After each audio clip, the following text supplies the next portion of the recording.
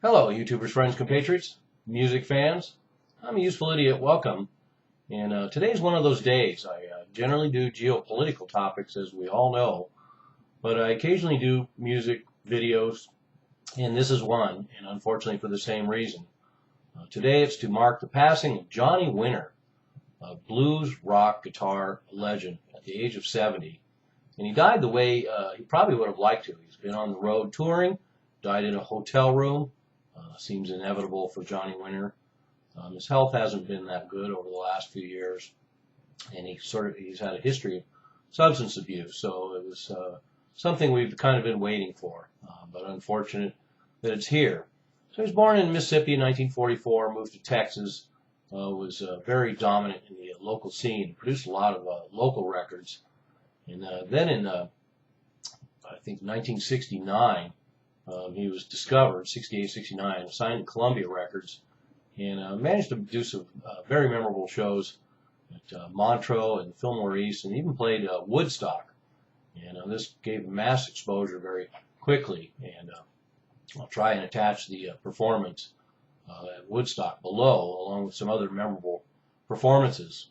So his first two records were fairly progressive and forward-looking for blues records, but were essentially blues records with rock and a certain amount of adventurism. But by the time he got to his third record, he went all into rock and roll, and this kind of established him more. And a lot of people are more familiar with some of his rock work.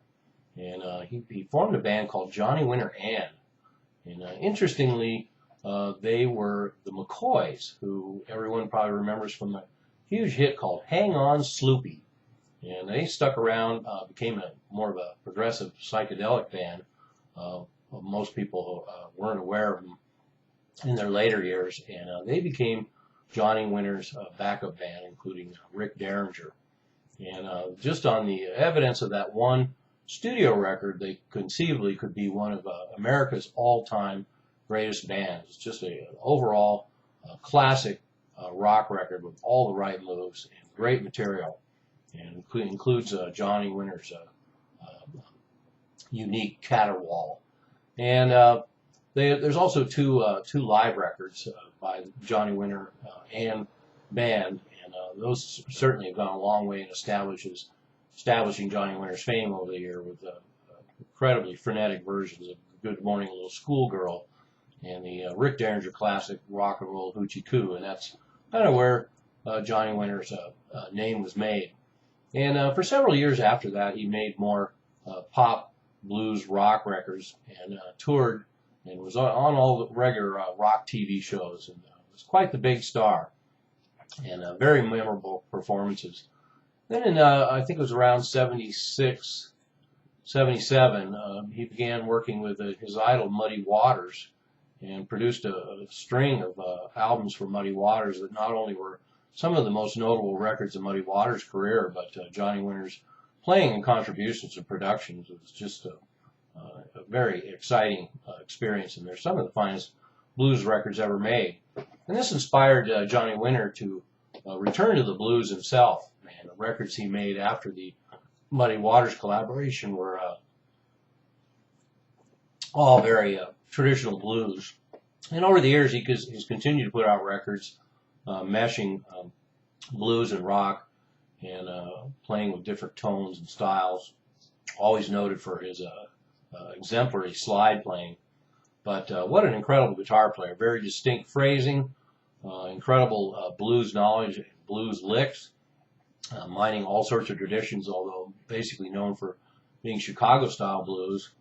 And then, of course, his over-the-top performances and his appearance being an albino, which makes his musical abilities all the more staggering, considering that he's legally blind as an albino.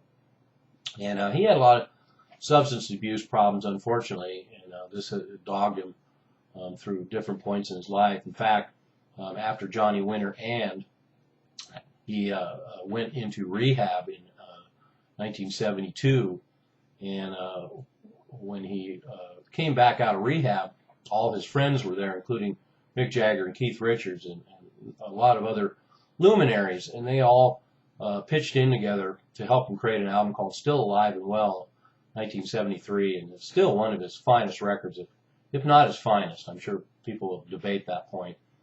But after that is when he made the string of blues rock albums, and then the Muddy Waters collaboration, and then continued playing and recording and touring all these years. And he's also noted for collaborations with John Lee Hooker and some of his other idols, and also jammed with Hendrix, a notable collaboration. Only a couple of things, including an extended version of Things I Used to Do. And the juxtaposition worked pretty well, and Johnny and Jimi Hendrix liked each other very much. But anyway, this is about Johnny Winter, and that this day has come. Johnny Winter has passed, and truly, truly a giant on guitar, truly, truly a giant in blues, and truly, truly a giant in rock, and he will be missed. I'm a useful idiot. Don't you be one too.